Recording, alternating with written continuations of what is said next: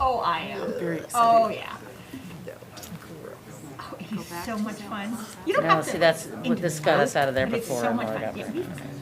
Have you ever Oh, been? look, and she's gone now. Because Then what you you can do don't on judge. Zoom, Then instead you of can't sharing judge. your screen, Yeah. you can share a portion of your Oh, screen. it'll be fine. But now you can't get back in there. No, don't tell me to get out of Zoom already. What I'm doing is take them on out. Oh, no, Laura's gonna be so mad at us. She's, no. Just go ahead. This is what she didn't want us to do. No, I broke it. Yeah, you broke it. Oh my Okay, go God. sit Oh down, my because now God. she's. Paul, can you share that again? Because we just broke it. But thank you for trying. You've got some time. I know, I'll be Share your fine. screen. Oh, really? I could just, I could do these pieces real quick. I'll just I feel like work this on is That would it. have been fair, but we'll just, All this. I'll be fine. Laura, I didn't do it. It's her fault. I didn't do This it. is happening.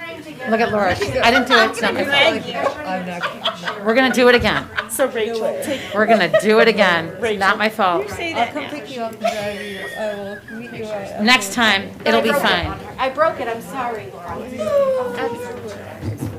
No, I'm fine. No, I'm not gonna, I'm fine. But you can also do the 2 items. Go ahead. Traumatize me. I'm serious. I know. I didn't tell her. All right. 2, 3, stop, stop. Okay, it's 6:08. We're running a little behind. I'd like to call this meeting to order. Please join me in the Pledge of Allegiance. I pledge allegiance to the flag of the United States of America and to the republic for which it stands, one nation, under God, indivisible, with liberty and justice for all. Thank you. Item A, Mrs. Kane, update on the superintendent search. sure. So we, thank you, first of all, Kelly reached out to Maine School Boards Association, your organization that represents all school boards across the state, and they shared with us a list of consultants that are available in the area to work. There are some interested parties that are hoping to work with you and help you with that process. It's quite a time-consuming process. It can be to go through the packets, make sure everything is complete. They work with a group of your choosing. Obviously, they'll help you do everything from develop questions for candidates, develop the ad to go in the paper, oh gosh, a host of things. Just help you think through all of those pieces. They'll receive all the applications, will go right to them. It won't come through our office at all.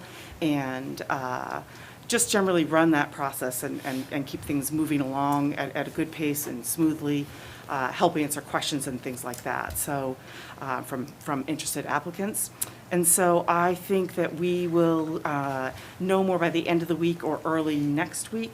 And so I'll share, again, any information that I have will go to Kelly, and then you folks will be off and running, and we'll get that underway. So the timing, again, is perfect. It's, we're nearing the end of January, beginning of February. This is typically when you're starting to see, those openings, so you're in very good shape there. So that's it for that. Question, was there a question? When as a board are we going to get together and talk about what we want in a candidate and about when and how can we expedite some type of ad getting out there? Because as much as I appreciate the help from the Maine School Board, management, et cetera, I do feel like at least getting our ad out there and getting, because time is of the essence, and we Yes. want people applying here maybe before applying someplace else. Yes. I think maybe we don't wait for them.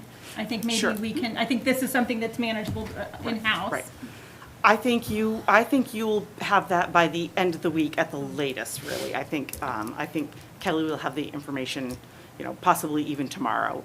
So I don't think you'll have any delay at all. It's possible you could have your ads in, you'll probably do a, broader outreach than what we typically do with our ads, where we put them on serving schools, and they're emailed out statewide, and they go, probably local papers. We do Bangor and Ellsworth, but I'm sure you'll put them in some, you probably put them in the Portland Press Herald or some things like that, whatever it is you decide that you want to do. But, and yes, that person will, the first thing they'll want to do is talk with you about your ideas and what you're looking for, and that's Normally, they like to do that before they sort of complete the ad, because they like that ad to reflect your ideas. So I think that can happen, very, very quickly. That's sort of a great starting place, and that's pretty typical. So keep you posted, and Kelly Once we have can. that consultant too, they may be able to do it faster than we would be able to Yes, on our own. Do they? because they do that. That's what they do all the time. When so. those come into them, do they pre-screen, or will we see, will everything be sent, just channeled through them? You'll tell them what you want, is how it's been my experience. And so they normally screen them for completeness, just to make sure everything's there, and put them together so that when you then look at all the applicants, you have packets that have everything you need in there, and then they'll, walk you through a process for screening them, what pieces you want to look for. And typically, you'll have a committee that each individual person will screen all the candidates, and then you'll come back together as a group and sort of decide where you want to go from there in terms of who you want to interview and that type of piece. Excellent, thank you. Yep, you're welcome. And so, you want me to just go do the other Yep, piece go real right quick? ahead. Sure. So just a quick update, we are underway with budget work.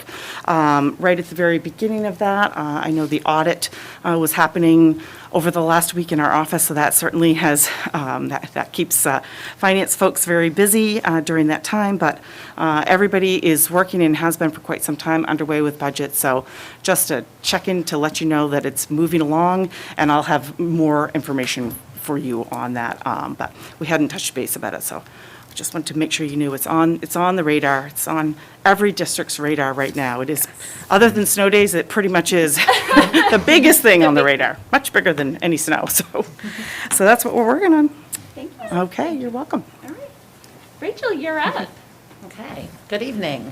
I'm here to talk a little bit about assessment and kind of a data update. Normally, we'd want to be talking to you a little bit about this on a more regular basis because of the way of the world lately.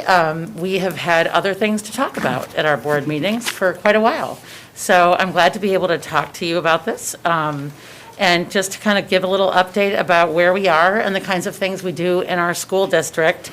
As far as the kind of data that we collect, the kinds of things we do in our school district, the kinds of ways that we work with our students and check in on our students and how they progress and how they grow. And so I wanted to share some of those things with you and with our community. Let's see. So first of all, one of the things that I want to talk about is why we collect data for our students.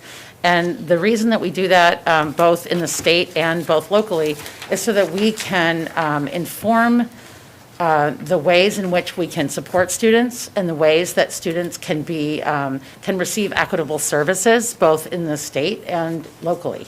Because we want to make sure that all students are receiving the support that they need. So in the state, when the state collects data with state assessments, they're comparing data to nationally and across the world. And locally, we are looking at how students are growing and performing compared to themselves, really, and to their classmates, so that we can make sure that we are giving them the services that they need. And so this is not just to, make sure that they are, we're the best school in our community or we're the best school for our own satisfaction. It's to make sure that we are doing what we can to help them grow in the best way that they can, that we are giving them the best resources that we can, that we are teaching them in the best way that we can so that they can succeed and grow in our community. So all of the ways in which we collect the data and that we assess students is for the benefit of our own community and for the students. And so one of the ways that I wanted to share these different things is so that everyone knows that when we send home these letters and we ask students to come ready and they're having breakfast and well-rested, is so that they understand what these are for and that the meaningfulness of them. And so they're like, oh, why are we doing this again? Well, we want to make sure that our community understands the meaningfulness of these assessments. Also, I want to talk a little bit about the difference between a state and a local assessment, because those are very different things. The state assessments, as I said, are given by the state, And they are data points that the state uses to compare nationally. And it tells the state ways that they can support schools throughout the state, and that the ways that they can support us financially, and that they can report to the federal government about the way that the state can support all the schools in the state. Locally, those are things that we can do right here in our school district to be able to respond in our very own little classrooms and look at our own students and say, how can we pull small groups? How can we have kids interact? How can our very own teachers talk to our very own students and talk to our very own families about how to change our groups, how to talk to our students, and how to respond to them in the best ways that those students need. So you'll hear me say things like state testing and local testing, and that is the difference between the mandates that we hear from the state and the things that we can do locally that change and are a little more flexible.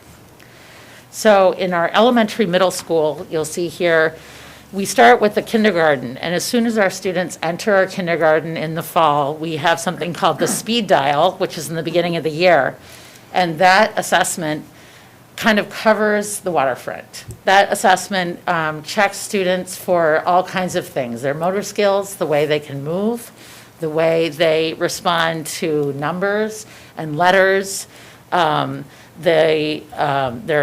different ways that they can hear things, hear sounds, hear letters, the way they even talk about their social skills with other people, other students, the way they respond being in a classroom. There's all different things that teachers have learned to assess with children as they come into the classroom. In kindergarten through second grade, we have a dyslexia screening, and that's relatively new, and that's a mandatory screening that helps us know whether students are having some reading difficulties that didn't used to get screened for. And so we were often giving reading assessments that were sometimes misguided because we weren't noticing that it was actually a dyslexia issue and not necessarily other kinds of reading problems. And so that's actually a real move forward in reading research. In kindergarten through fourth grade, we are giving the Nugea assessment, and we'll talk a little bit more about that down the line, as well as the Fountas of Bunnell benchmark reading assessment. Fifth through eighth grade, again with the Nugea assessment, and fifth through eighth grade, the Maine State Science Assessment. And throughout those grades, we have the Maine State Alternate Assessment, which is an alternate assessment to the Nugea State Assessment for students who need an alternate assessment, who have an individual education plan, who may need to not have the standard state assessment and need accommodations. So those are all multiple ways that we can assess how children are learning, how they're growing in the elementary middle school. In the high school, in 9th and 10th grade, we have the Nugea local assessment. That is local because it is not a state mandated test. In 11th grade, the Nugea is now the state assessment, and we have the Maine State Science Assessment. In 10th grade, now, and this is new, the PSAT is optional. The 11th grade, the SAT is now currently optional. And it was the state assessment, as we all know. We probably all took that, right? But it was the state assessment prior to 2020. And in 10th through 12th grade, and for some kids, a lot of kids have been taking the AP exams when they take the advanced placement classes, but they're not required to, even if they're in the class. And they also have the option to take the Maine State Alternate Assessment. At an HCTC, for many people who have students in HCTC, they know that in the career and technical education, they have industry-specific assessments, and those are for certifications, and they know that we have many hoops to go through that they are dedicated to getting their certifications. So just to give you a little bit of overview, we know, as I said, there's been lots of change over time because of the pandemic. In 2015 through 19, we had the main educational assessment, the MEA, it's been referred to, and it still is called that, but it's been lots of different tests from different companies. And you see Katrina nodding because she's been, part of her role has been in my role as well and her school districts. It's always been called the MEA, but it's been run by lots of different companies. At 2019 to 2020, there was no state testing due to the lockdown. It was always in the spring. It was one time a year, and we would get the scores probably 6 months later. And because it was given in the spring, we would get the scores, the teachers would get the scores when they no longer had their children. So the effectiveness of those scores was almost nothing. Because the whole point of getting these scores, if you take what I say at my word, was to be able to take the scores and have it influence your instruction with your children. So if you think about having these children in April, working with them, getting these scores from this instruction, and then being able to say, hey, I see here from this assessment that they are struggling in, in vocabulary, for example, I am going to change how I'm teaching vocabulary with them. That's the goal. However, you would give them the MEA, and before you would ever get the scores, they were going to the next grade. And you would find out after you no longer had them that they were struggling in vocabulary. And you would have to give those scores to the next teacher 6 months later. So that was largely ineffective. It was a very frustrating model. Why did it take 6 months? It was a largely ineffective model. Is that a diplomatic way to say that? It was very well done. I think, they had to get, they were, pieces of it were hand scored, and the same test wasn't given to every student across the state. There were small variations. The tests only tested about, I would say, 30%, I think it is, of the standards. And so, there were some pieces over time. You could look at the data and make some decisions, but even when you would get your data about last year's kids, you're partway through your next teaching and learning cycle already too. So to make adjustments based on that, was challenging. And they would make some There were some state useful decisions. pieces, but. They could make state decisions, they could make county decisions, they could see overall trends about the state. They could say, oh, I see that there's some trends in Hancock County, over the last 5 years. They could say, oh, I see that general area is having some trends around ELA, that area tends to use this kind of curriculum, and we're seeing them struggle, or that kind of thing. But as far as local decision-making, it was extremely frustrating for teachers. Because and then on top of that, and maybe many of you can, relate, to know if particularly your child was frustrated or having a hard time with that assessment, a lot of parents would say, why is this meaningful to me? Why should I be, if my child's frustrated right now or my child's struggling right now, it was very hard for us. I'll tell you honestly, as an administrator, it was very hard for me to say, do it for the state. This is helpful for the state. You're really making a contribution to the state for their 5-year data. Please, get your kid out of bed, come on, help the 5-year data for the state. It's frustrating, It was an it's hard. accountability measure. I mean, Like really. do the right thing, and obviously we all try to do the right thing, but sometimes if you're looking at your own child who's had a really hard week, that's hard to do, right? And so, it's a hard model to follow. So there's good news at the end of this story. So then of course we come with COVID, and we all know there's been a lot of that. So there's no state testing due to the lockdown in 1920, fall and winter local testing only. Spring, there's no testing due to lockdown. 2020 to 2021, there's fall and winter, K-4 only. Spring, there's the first, and this is where the story gets better. Now you see that I'm telling you that there's local testing only. Well, it happens that our local test is the NWEA. A few years ago, we were using iReady, and we decided to switch to NWEA. Now, many, many, many years ago, before Ellsworth split off from RSU 24, that we were using NWEA, but it got kind of wonky, it was hard to work with, and so we switched to iReady. But NWEA got much, much better, and so we went back to it. It happens that lots and lots of school districts in Maine were using NWEA, and the state that got frustrated with all the different tests they were using decided they were going to switch to something that most of the schools in the state were using. And so they, in their infinite wisdom, which is hard to say because big state agencies don't usually have infinite wisdom, decided to switch to the NWEA as the state test.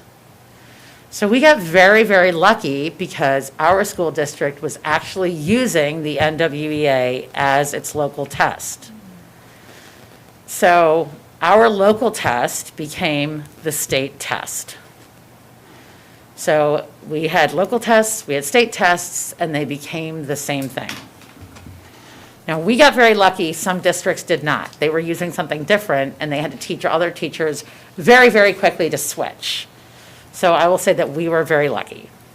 And so that's where they became the same thing. So in 2021, you'll see where it says first NWEA, MEA. So that's the first time that our local test became the mandated test. So it wasn't such a hard switch for us. But it also became something we had to do. It also became something that we had to do at a certain time because the state started telling us when we had to do it. It couldn't be like, oh, can we take it this week? Sorry, I don't really want to take it this week.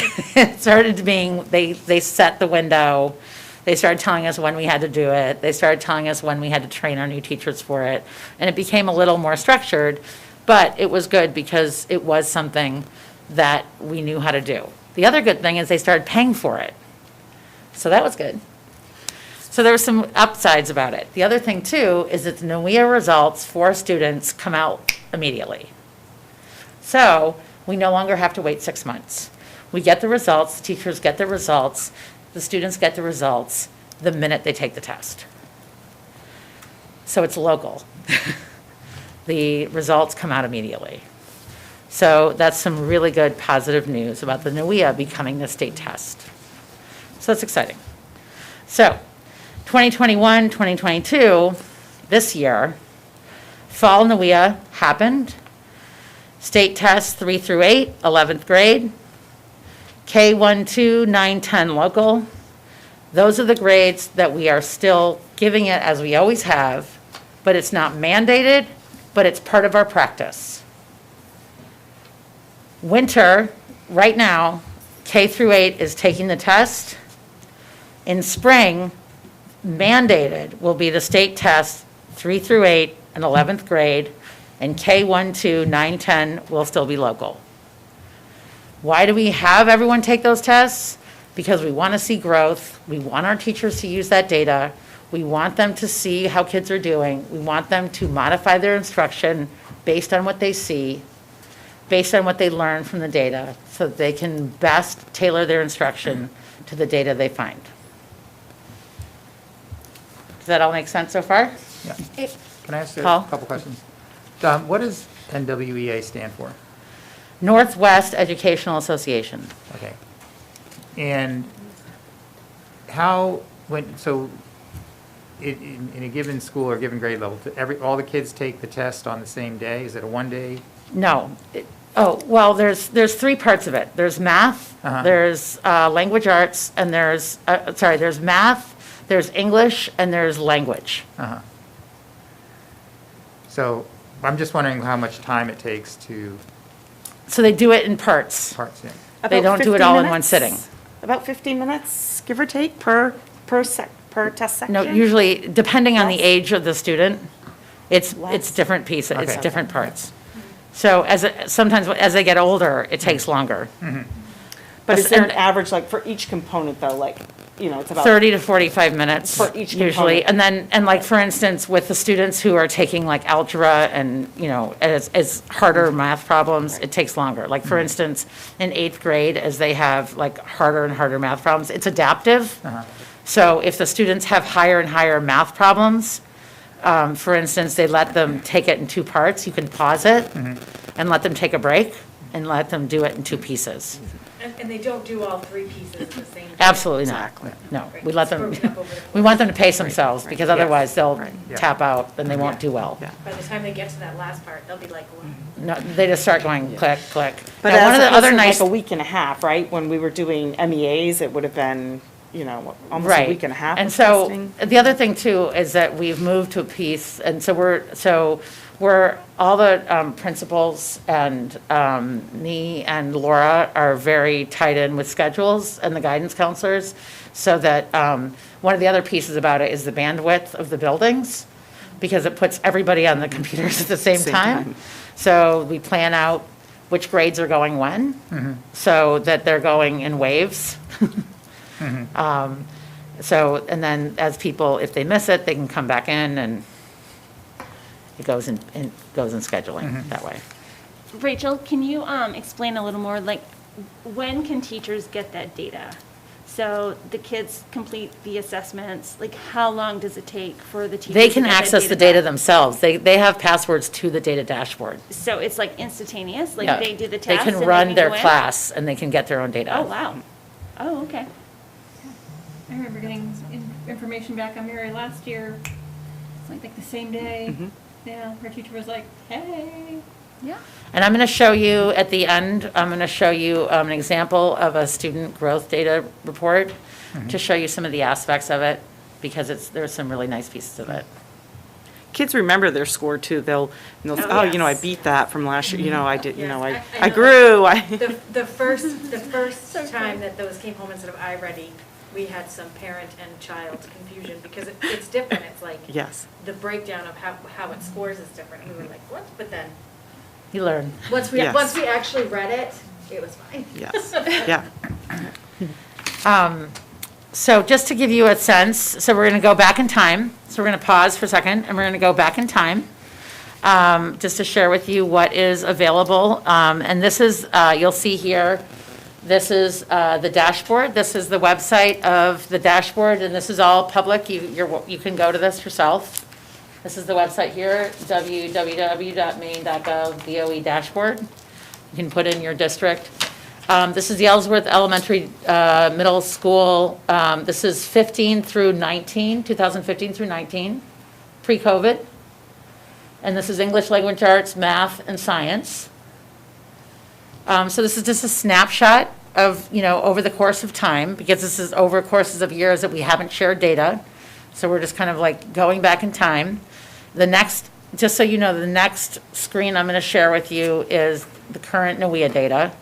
I'm just kind of going over times that you, as a board, because most of you haven't been here when we shared some of this. We're just doing some retrospective data looking of where we've come. So you can just kind of see, like, over here, over time, we had a nice jump of ELA of 3 points from one year to the next. Science, very strong science scores. We see some challenges that we're going to work on. That we're getting a new math curriculum, which is awesome. This indicates that's going to be really timely, be excellent. And we have the math recovery. And we have 2 math interventionists. We're very excited I about was just that. thinking this, Yes. I hope every city councilor who has to approve our budget is looking at this right now Yeah. and understands full well, when we say we need a math interventionist, this is why. Right? And then, so proof this is is very right here. timely to have some data, why we're going to love to have another one. Do you know, Rachel, when we started with the reading recovery program, do you know what year that took place? We've had reading recovery for 15 years, 25, oh, longer than that even. 15, 20 years. Right. I feel like I And you had see- heard something that happened in the last several years. But One thing I am really pleased about that I would like to say, you'll see that science in the elementary, middle school is very strong. I'm very impressed with this STEM Scopes curriculum. Right. So that's been good. I think it's interesting when we have such a strong connection with Jackson Lab and so many scientists in the community. And you look at Yeah, science Acadia schools, National Park it's pretty- and Abbey Museum. So there's lots of things to talk about. Yeah. And so this will, and you'll see at the end that I'll also talk about how this can lead to a lot of discussions that will inform a lot of my reports coming down for the next 6 months. So I want to use this as a basis to talk about a lot of coming up conversations. So this is the report, this, and you'll see this is. She had a this- question, hang on. Oh, I'm There was a sorry. question. Do we know if any of the variation here is statistically significant? I'm sorry, can you say that Is again? any of the variation statistically significant? I can look. I would say that, let's see if I can go The back. 10% decrease in the math. I would say that ELA, the last 2 years of ELA, that 3% is probably, possibly, I would definitely say, trying to figure out how to go back. Oh, here we go. I would say maybe the 54 to 57 in ELA. I would say the 44 down to 38 in math probably is. Those last 2 years. But again, you know, these are this is a few years ago. Rachel, our math scores, I'm just thinking about, I know we switched math curriculums. It must have been close to 2015. Is there do you think there's a correlation there between changing our math curriculum and these scores? It was in the middle of this. Okay. I would say that there's a lot of factors involved. I think that there's been a lot of change in administrators, there's been a lot of change in teachers, there's been a lot of change in curriculum, there's been a lot of change, instruction, we've added an instructional coach, I think, you know, we could use more PD. I will actually, you know, I'll absolutely take responsibility for definitely needing more professional development. I think that there is a lot of research about a lot of teachers feel, I've seen in a lot of our professional development surveys, that a lot of teachers feel that math is their least strong content area, that reading tends to be their strongest content area, K-8. And I certainly feel that as far as my job, I would say that that's something I want to grow in, is providing more professional development in math. And definitely, I think that, you know, we have our title program has supported 4 interventionists and 0 math interventionists.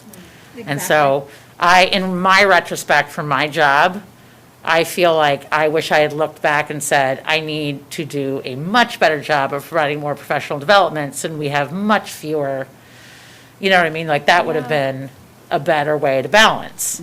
But, you know, Hindsight is always 20. right, there's a lot of things we've been able to do and a lot of things that we'd like to do in the future, so that's, But I think this speaks volumes to how much we need a better math curriculum than what we have. And I speak as a parent who not only, you know, used math in my everyday profession, you know, my previous career, but my husband does too. The math that was coming home, when you have a child that is very strong in language and science and then can't perform well in math, yet has a strong math background, that's content. And when you read how they were asking a question of these students, it was the most vaguely worded question in which you had to spend 10 minutes figuring out what they wanted. And that was as an adult. Like that, and that does nothing but handicap our children to say, good luck with this. Good well, luck. and I think also though, but I think there was, you know, but the science is so strong that I think that there's a lot of factors, because if you look at the professional development, I mean, I think a lot of it came together. Right, but I'm So just I saying think that you could, you know, look at a lot of different pieces But that the came together science, you with can it. kind of lean on your English skills a little bit. And your And then, language but then skills. also, if you look at the previous math program, everyday math was very problematic as well. So I think it's been building for many, many years. So we're ready for lots of change. It's definitely something we're looking forward to. But it's not free, it's gonna cost money, and I hope that this town And really that understands. is something this we're is going to where have it's to put in at. the budget as a new math Right. program. Right. Absolutely. I will say, as an update, we have all of our math resources except for half of the 5th math resource in the building. So, and April and Travis and I are meeting tomorrow to start setting up our math program for the teachers to start looking at. So we're on the road for that review, so that's exciting.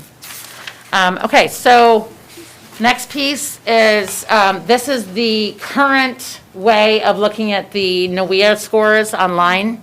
They are working on a better way to look at NWEA.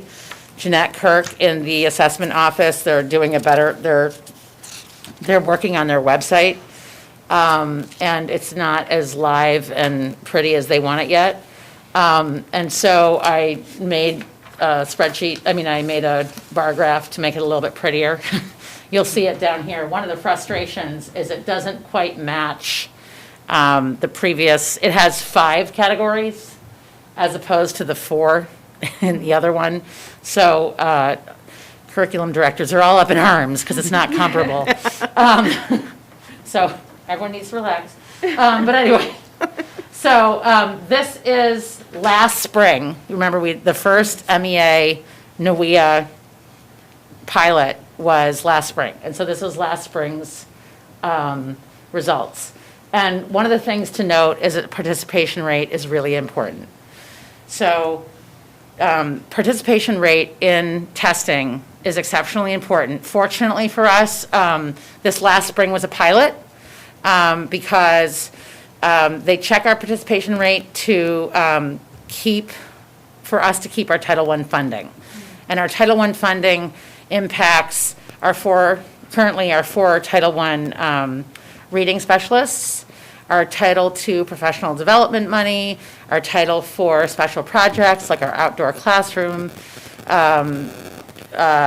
person like Martha Baldwin, who's taking care of our garden and our science projects, all kinds of funding that we have. And so that is very impactful of getting 95%.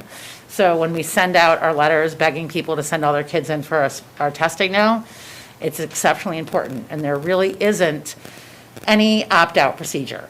There has been a lot of talk, I think, around the community of like, I'm going to opt my student out.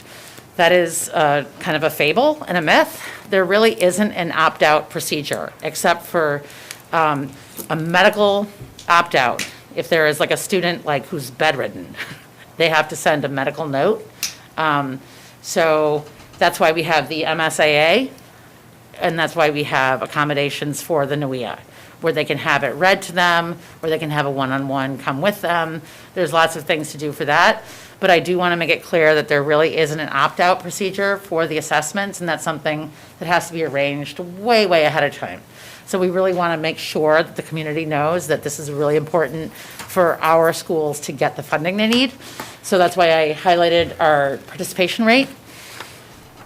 Fortunately, this first round, since it was a pilot, will be less important, but in the future, we really do want our community to know that. And we hope that everyone will support our schools and try to get our students there as much as possible. So you'll see that this is ELA for spring. And this would be like potentially post, what time of year did they do that? Were most students back in school full-time at that point, or were we still on hybrid when the NWA? This was actually hybrid.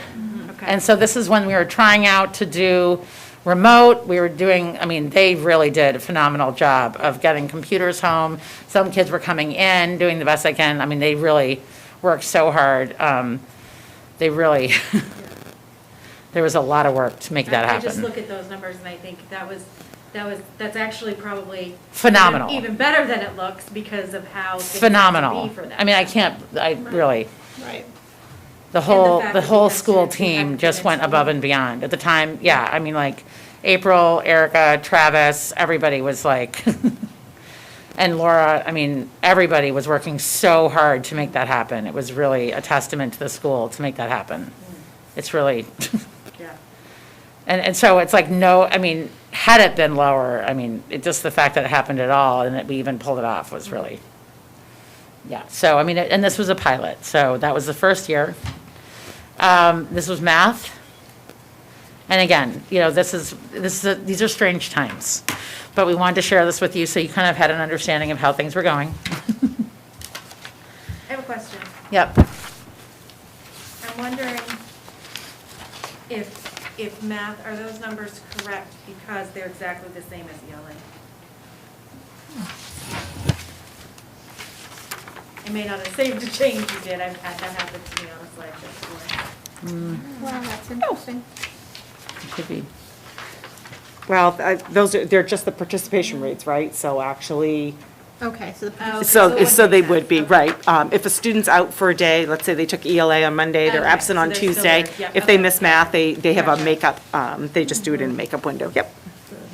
Gotcha, okay. The graph, but where they fall. Did the numbers not get changed? I'm sorry. I think on the No, I think- graph, the participation rate is slightly different, but the graph numbers are. Did the graph Yeah. numbers not get changed? I may have not It's put the right. different by number in there. one student. There were 25 students that didn't test in the ELA subset, and then in the math, there were 26 students, so. It's the bar graph that is the graph. Oh, I may not have changed the bar graph, I'm sorry. Okay. No, that's, I mean, it's one per. I'll check it, and so That's I right. will check it, it may be that I didn't switch it over, I'm sorry. That's fine. I think I that was one moving a lot of student, bar we'll let graphs you off the around. hook, that one student. We'll let you off the hook for that one. No, I'll send it, I'm gonna share this with Yeah. you tomorrow morning, so I will go double check. I had like bar graphs moving all over the place, and I was like moving one into the other one and like. And you made them yourself, which is not easy to do in a slide. I did, I was trying to make it a little easier for you to read, I wanted you to have something. Yes, that is challenging in a slideshow. No, so I will, let me look and see, because I bet you're right, let me see. Yeah. Oh, you know what, you're right. I'm so sorry. I will fix that. All right. But you can read the numbers, the charts at the bottom are similar. All right, so we are moving to EHS. Very similar, this is the same format, so the 15-19 is SAT, as we got used to. So no state testing, 19-20 due to the lockdown. The world had shifted. Can you imagine not having SAT for 1 year? It seems like one of those things that everyone is so used to. You knew I that bet those the, students were thinking if a positive thing came out of the pandemic, it was not having to take the SAT. I know. I didn't see any tears at my house over not taking an SAT. There was a bunch of kids who were not upset. No, I remember when the colleges said, we're not going to worry about SATs. And then my daughter, who was a junior at the time, was like, I can't believe that I know. A collective celebration. Yeah, I know. around the United States. So there was no testing due to the lockdown. And then 2021, there was 11th grade spring, the first Nugea MEA. And then same thing, 9-10 local for the state test. And so here's the scores here. Talk about significant though, look at this jump. What this made me think is I wanted to go see, this is just phenomenal. Look at this, 49.1 to 63.6 in English language arts. I wanted to go see, Dan, what your English department, what your staff change was there. Look at that. Whoever like came on that year, we have to like go and like buy them flowers. Like that's significant. I mean, that was just a phenomenal jump. And same thing in science, 42 up to 53.3. So those are some really significant jumps there. Rachel, I have a question. So statistically over like the state, is everyone lower in math? I mean, for the most part? Yeah, Are I mean, most schools math is higher a challenge. Math is a challenge in ELA the and state. science? Okay. Yes. Yeah. Definitely. I mean, some more than others in different places, absolutely, but yes, math is a challenge. Okay. I mean, and math is a challenge in this country. Well, it's certainly coun- a challenge this for me, so. Yeah, this country is not anywhere near the top compared to the world, Yeah. without a doubt. But again, and one of the things that makes me feel so much better about looking at all this is that our two math interventionists right now are so phenomenal. I can't tell you. Talking to the two of them every Friday is my favorite part of the week, because they are just coming up with just such great ways of inventing, and I can't wait. I go to sleep every night praying for the third interventionist that we're just possibly going to get to like make it just like the powerful threesome. Rachel? Yes. Before budget time, will we be able, I know it's tough because of how the testing was off, but will we have any data that we can compare with the interventionists versus without? Well, so I will tell you that I'm giving you the spring Nugea data. Yeah, I'm not bringing you the fall Nugea data. And the reason I'm not bringing you the fall Nugea data is that I want to show growth. I don't want to show you one-off tests. I want to bring you the fall data, and I want to bring you the spring data. yeah, So, or at least the winter data. And right now, we don't have winter data. yeah, so we can. Because see I want to what's show you coming. growth. Spring to spring. I don't, so the great thing about Nugea is that Nugea shows you one test to the next. Yeah.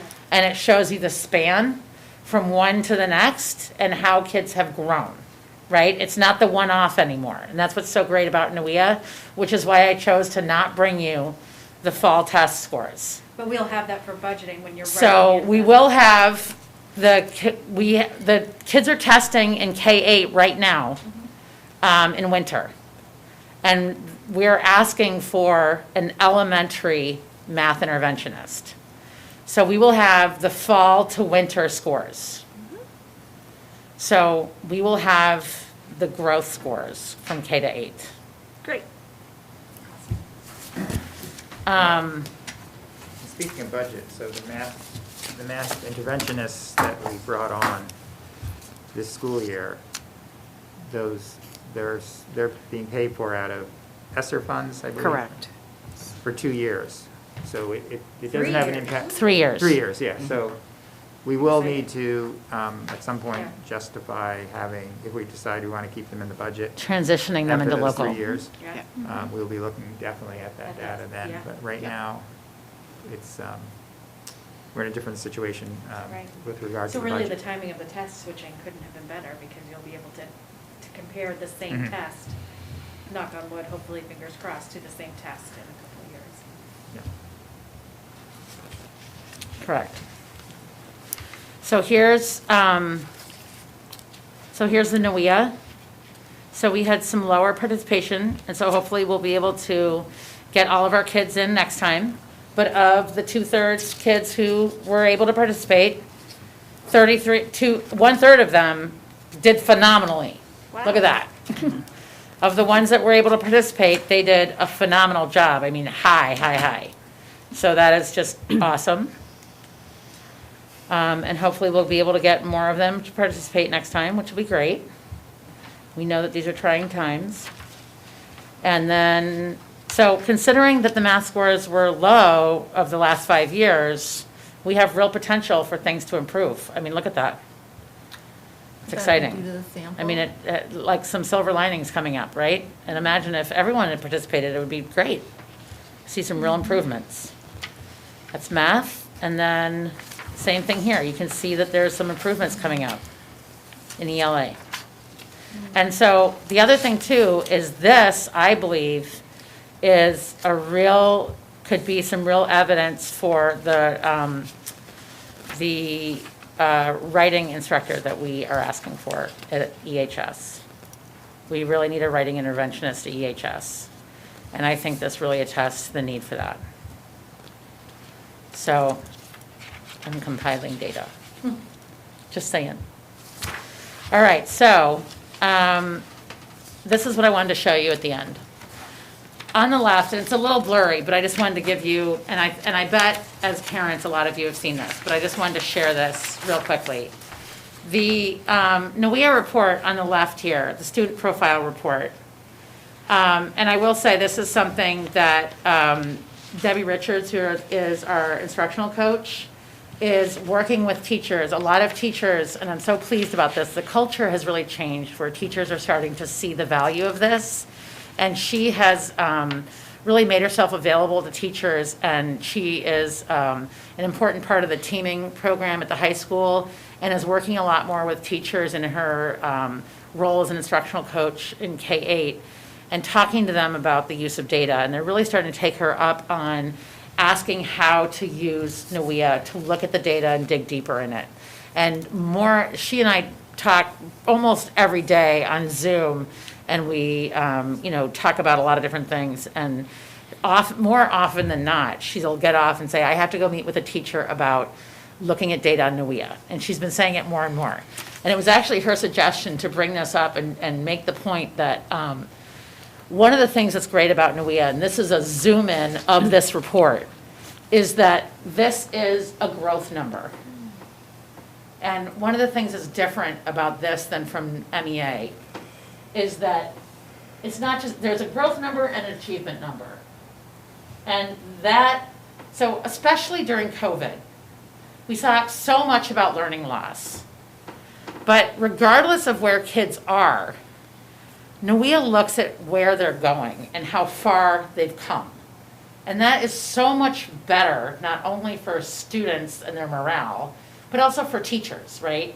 Because we need teachers to also feel that they're, regardless of whether they're at the grade level they're used to teaching kids, that they've brought kids up from wherever those kids came in, that they've made a difference, right? And this growth number is such an amazing measurement because you can see how far they've come. So wherever they came to you, you brought them this far. And there's this whole, there's a spectrum, and it gives you an actual number of how far you brought them. And that's really significant, I think, for kids' self-esteem and for a teacher's self-esteem, because we need to keep teachers from burning out. We need them to give a sense that they are making a difference. And we need to give kids a sense that all the work they're doing matters. And so I think that is really important. And it says there's a proficiency measure, there's a not on track, there's an on track, and it gives them a measurement. And so, there are these numbers of, what is their RIT score, what is their, their reading level, all these different things, but there's also this growth piece, and I think that's really important. And we'll talk more about what that means for instructional pieces and curriculum levels and all that kind of thing, but that is something that a kid can hang their hat on. So when the teacher gets that, they can point to that and say, yes, you're frustrated and you're in this group and not with your friend, but you grew this much. And I think that's really impactful. And just to also point out, this is, the Nugea here breaks down, this says literature, informational text, and vocabulary acquisition and use. This doesn't just say, this is a reading test. It breaks down all the components of reading. And so that's going to be really impactful too. Is there a place, Rachel, where parents can access this data themselves? These are the things that families will be, that teachers will share with families.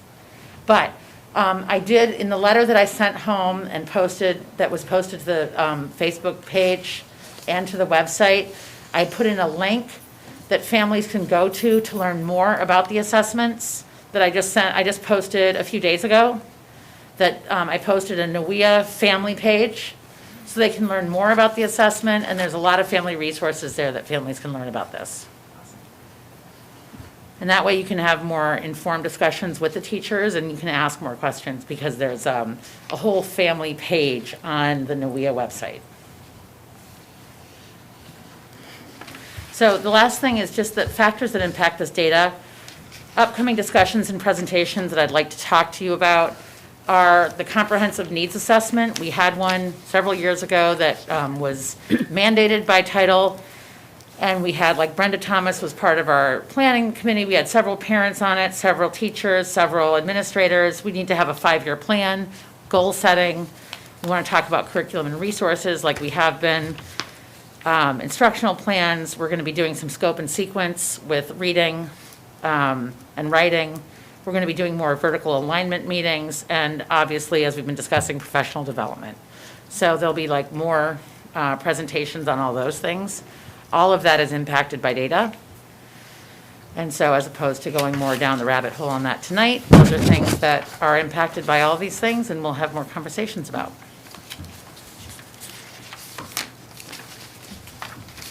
Thank you, Rachel. Thank you It takes very a lot much, of time Rachel. to put those together. Yes. This is really A good. lot of time. And I think you were a little tough on yourself with the development aspect of things. But that being said, I appreciate your willingness to look at that. This is exactly what these types of assessments are for, is to look at it and say, okay, this is where we have an area to grow. And I appreciate your willingness to do that and say this is an area where we can we can work on. Great. I think empirical data is just, it's everything when we're talking about budgets and when we say, this is what we need as a district. I think it's really hard to look at these things and try and deny that. This is, this is the proof. It's so valuable. I think everyone's working really, really hard, and, just seeing all the kids who have shown up and all the work that all the principals are doing and all the administrators are doing. One of the other things too is I talked to Amy Bowles today, and, it was only one line about HCTC and all the assessments they're doing, but it really merits an entire presentation about the assessments and the amount of time that they put in, that I asked her if she and I could both kind of come in and talk about how, she should really just come in, could just talk to you about the amount of assessment and data the amount that they put into it. So I don't want to limit to one meeting. I talked to her about what would you like me to include, and it really, it merits a huge conversation. because But it in was- fairness, her kids also are in the data set from every high school. They're attending high Right, school. so too. it's a tremendous so amount. they're And also they're the included. ASVAB, the assessment they do to Exactly. find out what kind of careers kids could do. There's so many other pieces, so I don't want to discount that either, because there's just tons of pieces that are interwoven into all of the kids' experiences in the school district. Absolutely. Rachel, the comprehensive needs assessment, the 5-year plan, when was that, are we close to that 5 years coming up? Or is that something that has to It be done every is, but 5 it years? kind of went by the wayside when it was this huge piece, and then it kind of went by the wayside after. Do you remember when we had to do this big piece, and then we got audited, and then they said, no, you don't have to do that anymore, because then whole new pieces. Oh, what happened actually is that the entire when the whole governor's race switched, they just changed all of their priorities. So but the comprehensive needs assessment is a really good structure, and we want to keep all of that and bring that all back together. So we just want to clarify all of our goals. It has nothing to do with, who's in the government or who's doing anything. We want to make sure that we have all of our goals pulled together, and, we want to make sure that we know what we want to do in our district. I want to make sure that we have representatives amongst you and the administration and each of the buildings, and we can all sit down and talk about what that looks like. Great, thank you. Wonderful. Thank you very much. Thank you. Thank you, Rachel. This was a lot. Thank you. Great information to have.